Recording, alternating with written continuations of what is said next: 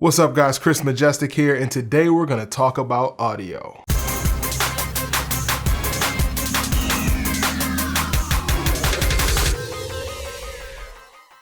So after a ton of experimenting with different audio setups for my desk, I finally decided it was time to do a major upgrade and get some actual studio monitors. I ended up getting the JBL LSR308s. So the LSR308 is a bi-amplified Class D reference monitor. So like most studio monitors, it's best used for audio editing and mixing. It has an 8-inch woofer, a 1-inch soft dome tweeter, and it's rear ported. The LSR308 looks like a fairly typical studio monitor. The only thing that really stands out about it is the image control waveguide, which is an exclusive design that was taken from JBL's super expensive M2 master reference monitor, which I believe cost about $20,000 for a pair.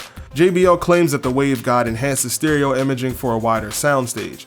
On the back, you'll find balanced TRS and TLS inputs with high and low frequency trim controls. You'll also find a volume knob and input sensitivity switch. To describe the sound in just a few words, I'd say these things sound amazing.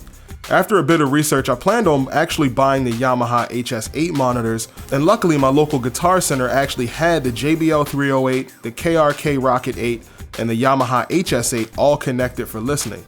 After about 20 minutes of testing all three of them, I concluded that the JBL sounds a bit more detailed compared to the Yamahas. I think this might be because they have a slight bump in the high frequency range. The Yamaha did sound more flat, which is ideal for a studio monitor. However, the JBL sound almost nearly as flat while still remaining pleasing to the ear. If I was looking to use these strictly for professional music mastering, I'd probably get the Yamahas, but the JBLs just sound better to me.